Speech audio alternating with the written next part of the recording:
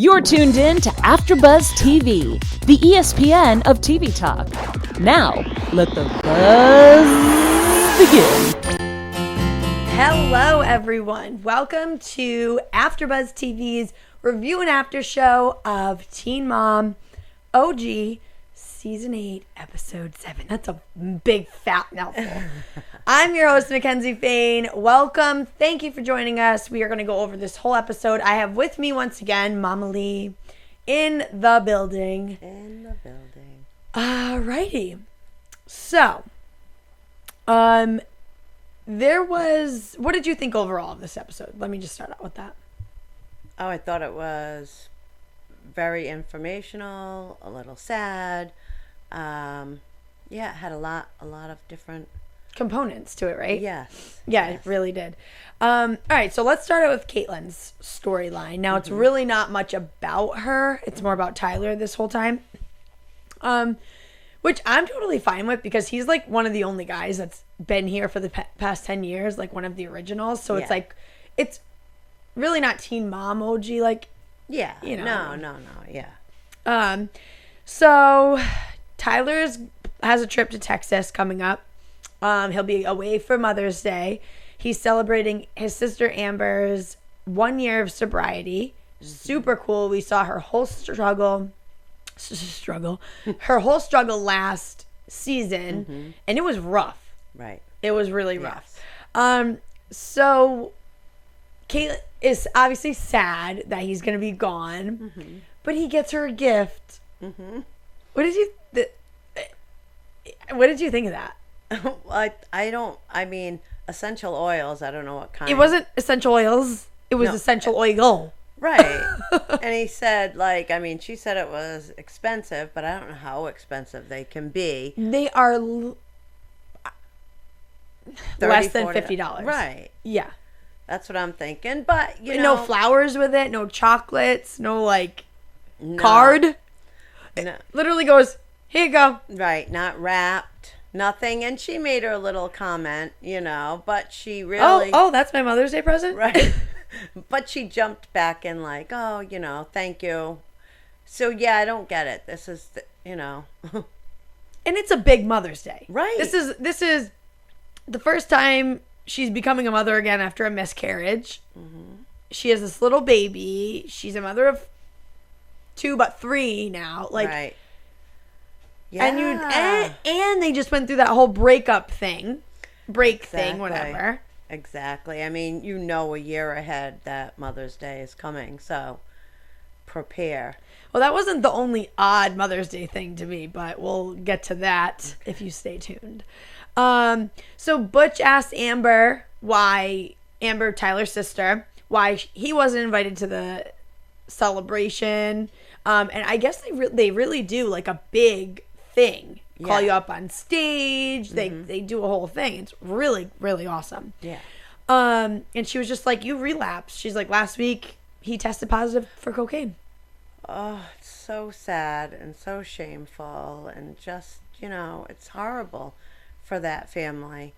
But I loved how they came together, that, Tyler came up there and she was so excited about it and so they were cute. All just so cute and happy and excited and just carefree, I'm with my family, this is so great. Yeah, it really was wonderful to see that they made that for Amber, it really meant something huge. Huge. She's done so well and she's grown and looks great and healthy and she's goofy Tyler is, which I love to watch because, they make their funny faces. And yes. But, for all the things that this family have gone through with the dad and with Amber, they pull it together. Yeah, it's really and cool. Tyler's always there. You Yep. know? Always He's growing up. And they have a great mom. Right. I mean, she's awesome. Yeah. The one thing I just don't understand is... she's living in Texas. She has 2, older kids, 12, 13, 14, 15. She has 2 kids. I don't know. They're, tweens. Okay. So I'm just and they don't live with her. Oh, okay. Amber? Yeah, they don't live with her, and so we're talking a whole different state they live in, and she's doing really good. So I don't like, when does she make that jump? That's what I was wondering. I don't know. There's time. You know, she probably has other stuff besides this. Yeah. She has to fix. It was really great how we find out that they say happy birthday to the people celebrating sober living, and it's so refreshing to hear somebody say that, and it's like it is a rebirth of them from, you know, a darker place, and it's really, really cool. I thought that was awesome. I was wow. I liked it. So Butch isn't coming to the celebration. He literally like texts her and says, "Nobody was there for mine. You'll do fine." So terrible. But Tyler feels like Amber's 1 year of being sober helps him not be so upset about his dad. I don't really think that. I think it kind of helps him focus that it can be done. Yeah, and he is growing up. I mean, well, what he says makes so much sense when he's talking about, you know, he's just keeps on hoping for the impossible and just setting himself up constantly for a letdown, thinking that, you know, dad's going to get better and everything's going to all of a sudden be a whole different life for him, when that's not how it is. But he's so good when he stands by people. He's such a great guy to have in your corner. He's smart and realistic, and I just, you know, he's good. He's good people. He's really good. And I mean, they talk a lot. So Kate, when he gets home, Kate says, you know, she can really tell that it hurt him to find out that his dad's using again. But he even says, he said, you know, my dad taught me a great lesson of how not to be a father. And like, I'm thankful for that because I am such a great father. Mm-hmm. There is two ways to go. You know, when you have an addict for a parent, you can either follow in that footsteps, you know, or the opposite. Opposite, yeah. Right. You learn from it. Yep. Yeah, I mean, it was a great little segment. Oh, yeah. Little baby Veda's getting so big. I know, and cute. Looks just like little Nova. Oh, yeah. Yeah, so yeah. Same features. I really don't think I know we haven't seen much of Carly, but I don't think she has those features like they have. They have very prominent features. Yeah. Like they're just little like cutie buttons. Yeah. And they have best friends. But they're so cute. But anyway, that was great. I can't wait to see what next week brings for them. Yeah. I just the excitement in Amber made that whole scene, and that, you know, just so awesome to watch. I can't even think of another word, but I was just, you know, smiling ear to ear for her and her happiness and gleefulness, and she was just adorable, and I hope that lasts for the rest of her life. Yes. I'm gonna sneeze. Oh, okay. Want me to come back? Oh, there it is. She did. Usually there's 3 in a row, but okay. So we move on to Macy, who she's talked a lot. We know about the PCOS advocacy whole thing that she did last year, or last season, whatever. So she's going to Capitol Hill again in this episode. PCOS is a condition that she has to do with ovaries. I forget exactly what it stands for, but it brings on mood swings, infertility. The medications that they have significant side effects. There's not much research going on with it, so it's like trading symptoms for side effects. I mean, so there's a great deal of help that's needed in this area for this issue. And so Macy's right there. She has the platform to do it. People are really supporting her, and it's really great. So she gives a speech. People are crying. She's such a great public speaker. I mean, she's been in the public eye for the past her whole life, since she was literally a teenager. So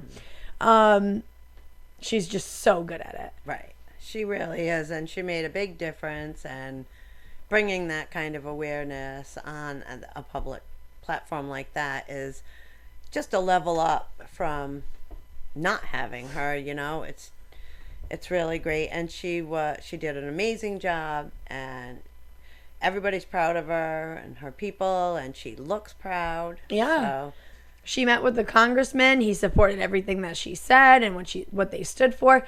And it was really cool to me how she kind of tied it back to last year and talked about how she, instead of asking like, hey, we really would love if you could do this, if you could help us with this, she was like, no, I sat there and I was like, you need to help us with this. We need this help. You have to do this, you know? She's like, and it made such a difference. And that was really cool. Yeah, because it's kind of a lot more fight in you when you're fighting for a bunch of other people than suffering or just, you know, doing it for yourself. You may not put as much fight into it. So she went in there determined, and she got what she wanted. Definitely. So we move on to we get a little bit of Ryan. Mm-hmm. So Ryan says it's nice to be out of jail. He said jail was really boring. There was nothing to do. Mm-hmm. And he says his anxiety is getting better. Yeah, but then there was that little talk between McKenzie and I don't know. What did I write down? I just felt like there was some things that she wanted to say and couldn't, like when she was saying, you know, this was hard on everybody.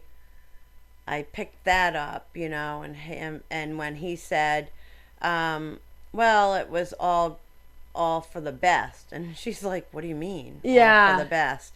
So I don't know if she feels like, and I always analyze stuff, and no, I mean that's what we're here for. Yeah, so I don't know if I saw that. Maybe she's a little bit resentful that he's not giving her the credit, or she's not even getting the credit or the noticeability for what she went through during this time, and it's all on him. Yep. And their looks. He's not even like, he's more of like, yeah, glad I don't have to do that anymore for the time being. Like, it's not even like, yeah, I went in there. That's a place I never want to be. I totally get it. Because jail isn't just something you kind of like get through, like he's making it sound. This is something that we're putting you here so you see what the hell your life is going to turn into. Yeah. And this is punishment. This is like time out for big kids. You want to be time out for the rest of your life? Right. Like what? Right. It doesn't even register. That's the kind of person that's going to do it again. Yeah, he definitely will. I mean, I can't say definitely. I feel like I would say definitely if I was me. And I am saying he definitely will do something again. Yeah, I think he might. There's no way. There's the person he is and how he did not change. It's like classic. Yeah, well, we do not know if he is saying those words, you know, and having those feelings off camera. And, you know, I don't know for sure. So Yeah, the proof is to see what's to come, I guess. I thought the proof was in the pudding. It is, but I really didn't want to be that old-fashioned. Yeah, that's my cup of tea. All right, so funny. Let's talk mothers. Well, the name of our episode is Mother of a Mother's Day. So this one hit hard. Amber. So Amber wants to do like a Mother's Day thing with Christina and Leah, which is really sweet. They've done it before. It really is a great time. You can tell Leah loves it. But Christina gets this text from Leah's teacher, which still, even the fact that Christina's getting the text messages, to me, it's like, and I've thought this for a while now, and I don't think I said it on here, but why does Amber have literally nothing? Nothing. She sees her every once in a while. And we hear Gary saying it a lot. He's like, oh yeah, she hasn't seen her for a couple weeks. Oh, she'll like, you know, and she has this other baby. I know. That she's with 24/7, has never left in the baby's whole year. Mm-hmm.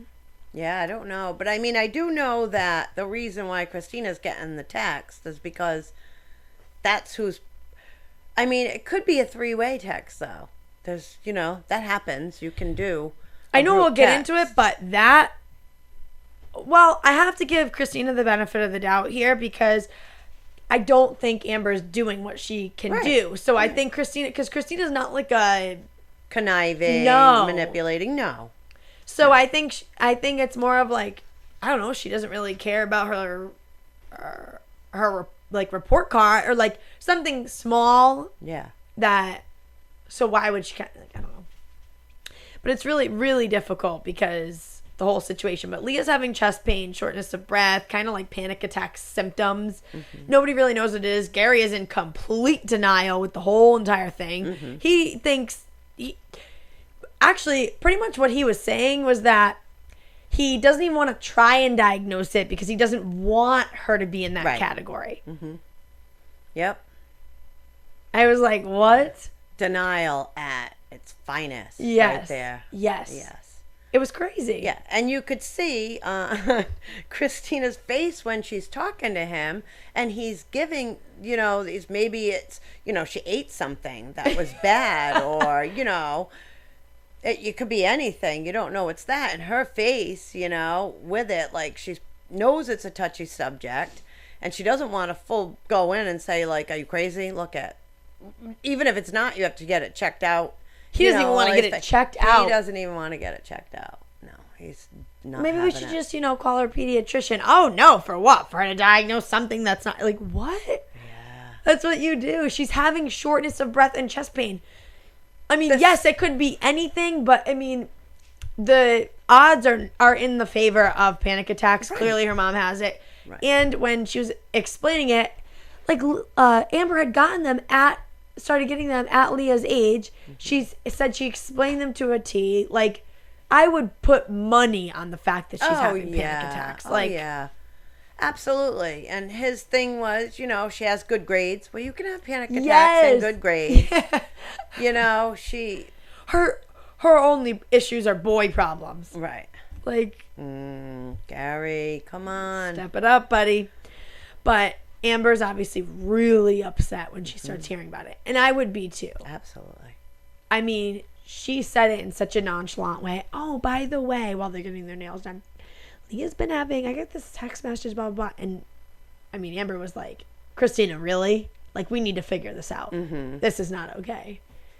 But, so, Christina said it happened, like, twice.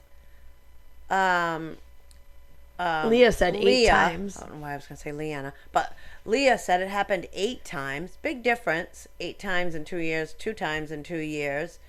I don't know if maybe Leah didn't tell Christina, or not. I don't know. But yeah, big deal. Huge deal. Yeah, huge deal. The fact that Leah can give that number, I know, was like really shocking. Right, because she felt it. She felt it. It wasn't 1 or 2. It wasn't a couple. Right. Like, it was 9-year-old kid. I don't know. It just happens sometimes. Like, she had a number. She had a in the past couple years, like, just a big thing for a kid to say. I feel Absolutely. like. Amber was completely shocked. Rightfully so. She feels very out of the loop, and she gets home and just bawls to Andrew. Knowing what we know about their relationship now, and I know we talked about it last week, how, and it's news, I mean, it's out in the open, Amber got arrested for domestic violence against Andrew and has no custody of the baby at this point, like, can't see the baby, James, and blah, blah, blah. That conversation was just so aggravating to me, like, because you can see it now. Like, I just feel like I can see it so much more now. Before, I was, like, in denial of it. The fact that their relationship, like, she still has a lot of issues. But it's so funny that you say that, because so when she was crying, I didn't see tears at first. I don't know the cameras, but I did see one tear, And then Andrew's talking about stuff like factual stuff, like they should have talked to you because you know this, and keeping that from you. But then I write, like, when she's crying, I couldn't see any tears until the end. I saw one.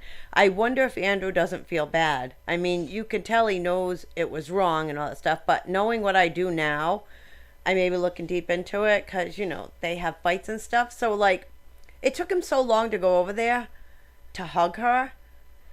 Well, look what she looks like when she I don't know. It just, she didn't look bad. It was just like, I don't know. Like, I don't know. She was like shaking her head. Like, he must have been like, I don't know. At first, I'm just like, what? I was thinking like, oh, they probably just had a big old fight like a couple hours before or something, and he's just, because they probably fought all the time with her. I don't even know. Yeah. But I'm just thinking like, he didn't run over there and comfort her. I mean, she That's true. walked away, then she went kind of around, then she shook her head, and then she kind of came back, and then, I don't know. It was like, He must just be like, you're so crazy. Like, that's what I'm thinking. Like, you look so crazy, and you're like crazy. Yes. Because, like, clearly, like, what, she is. you know? Mm-hmm. And it's really sad because I really liked Amber for the longest time, even after, and she'd always be like, I went to jail, I did my thing, I messed up, blah, blah. And it's like, that's fine. Mm-hmm. You did your thing. She seemed like she was doing good. And another thing that makes me mad is, I don't know if it was in the beginning of this season or the end of last season, that she was really mad. Oh, it was the end of last season. She was really mad at MTV because all you show is the bad stuff. All you show is me being depressed. All you show is me being anxious and sad and whatever. That is your life. Right. They are portraying it the way that it is. Exactly. And I felt bad. I felt for her at that time. Now I don't, because It's like, it actually is who you are.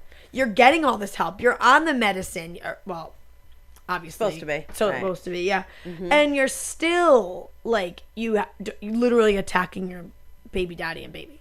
Yeah, but so, if that hadn't happened and didn't come out in the news, we wouldn't know that watching the show. No. From the show's point of view, it looks like she's a really caring mom. Yes. I mean, I don't know, caring mom or whatever. It looks like that. Yes. She may be. And it looks like her and Andrew get along fabulously, and they play with the baby. And I would be saying, wow, I wonder why Andrew didn't go over and comfort her more. Right. And I'd probably say, like, well, he knows her and needs to give her space. It'd make up 1,000 things, whatever. I mean, we could talk about anything. Right. Fictitious stuff all day long. But, I mean, it was really sad when Amber did say, like, I'm just, the main reason I'm crying is because I can't believe she's going through this, and it's just so sad that I know what it's like to go through that at a young age. And now to have a dad that's in denial, like, that's going to make it so much worse. Oh, so much worse. To not believe her or make excuses for her, like, is Try not. to downplay it. Yeah. You're not feeling that way. Yeah, it's going to be bad. But, it's going to be really bad. The good thing is that there are TV, cameras around, and there are people watching, and there are people that are going to write in on Instagram, like, get that girl some help, know. So, that's... I mean, they might be numb to it now. Like, I'm not going to listen to these people. Gary probably doesn't read anything. I don't know. We'll see. Yeah. We move on to Cheyenne. So Corey has Ryder every single weekend?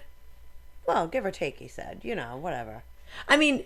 Well, that's their schedule. Mm-hmm. I mean, yes, it's not set in stone like he was saying. There's no restraining orders. Funny.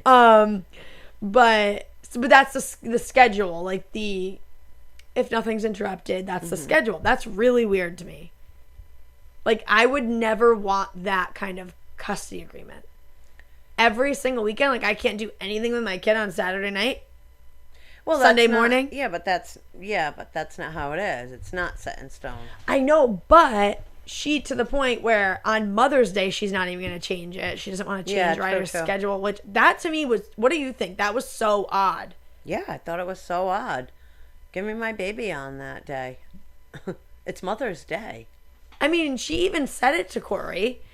And, it was great for Corey to say, yeah, we'll go out to brunch or whatever in the morning, and then I'll drop her off Monday. And she was like totally fine with it. Mm-hmm.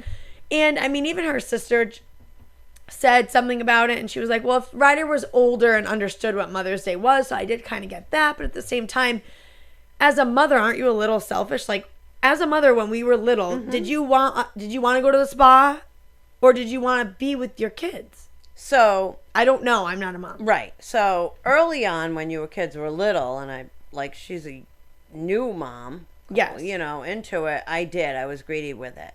After, as time went off, I took it as Mother's Day is time for mother to relax and be Pampered, yeah. and taken care of, not run around after kids. That's the last thing a mother wants to do on Mother's Day. But you still want to be with your kids. Like now it's perfect. You guys are older.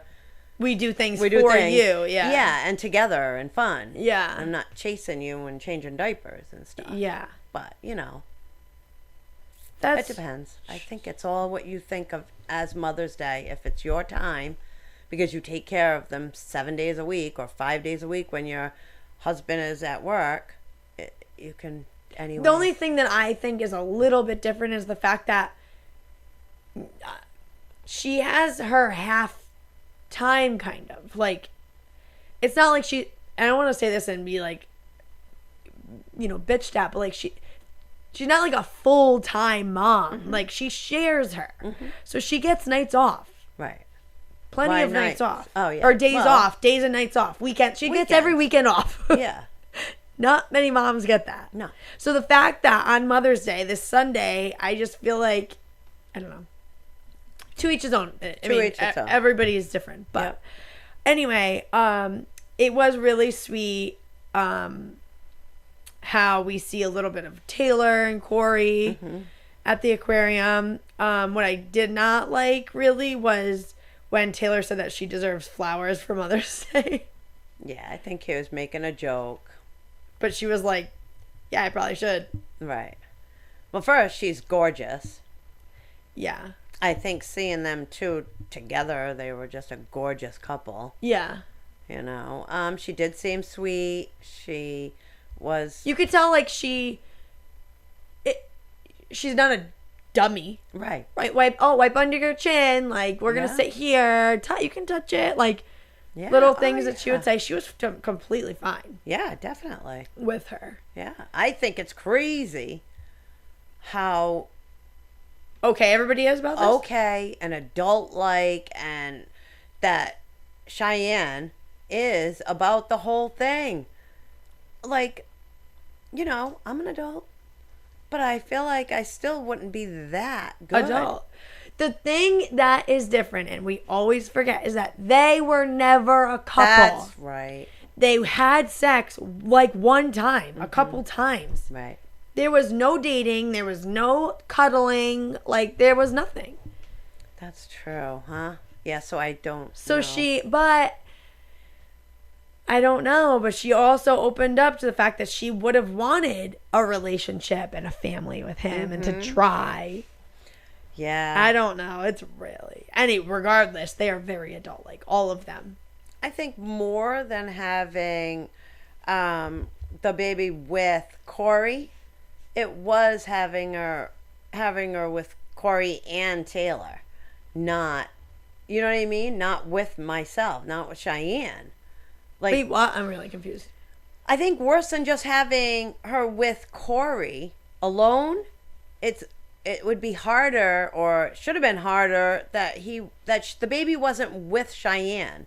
She was out with. Oh, that was the day before? Yeah, it was a Saturday. Okay, so yeah, all right, scratch that. Yeah, that makes zero sense. But anyhow. Yeah, I was really confused. I'm like, where are we going with this? I was. Then I'm thinking, like, did you think that Corey was with Taylor when Ryder was born? Like, I'm like, where would I? No. So, but it was really cute. So, Corey alone meets Cheyenne, and it was like, it is just so adult that Taylor's. I guess we don't really know if Taylor's okay with it, but and Matt, is okay with, and they go to this nice little lunch together, and it's just so great, and they have a nice little time, and Corey brings her flowers and a gift card to get a massage and a facial. So nice.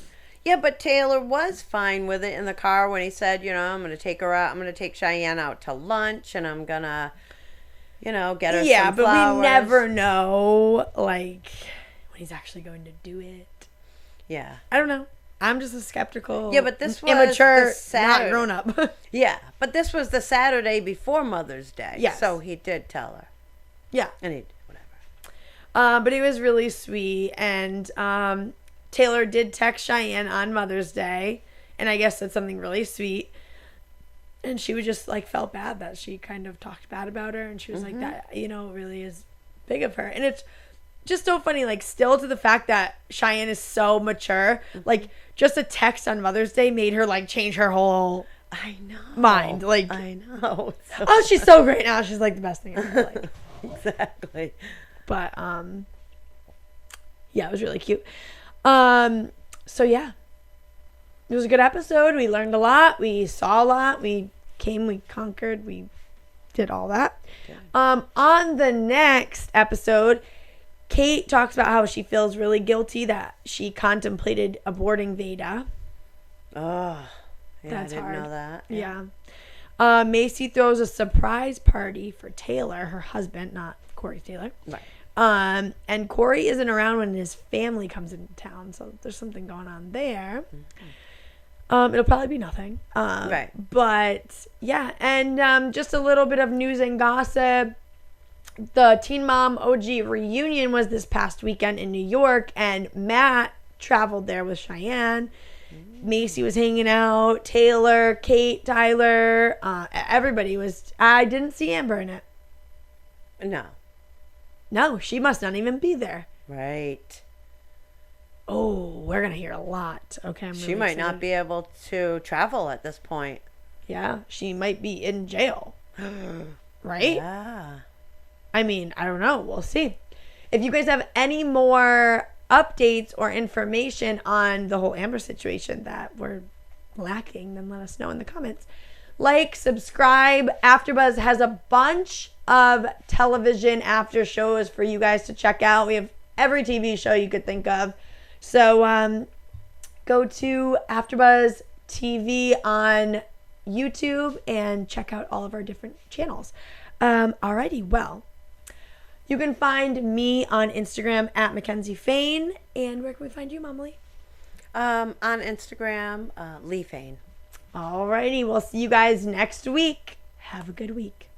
Our founder, Keven Undergaro, Phil Svitek, and me, Maria Menounos, would like to thank you for tuning in to AfterBuzz TV. Remember, we're not just the first, we're the biggest in the world, and we're the only destination for all your favorite TV shows. Whatever you crave,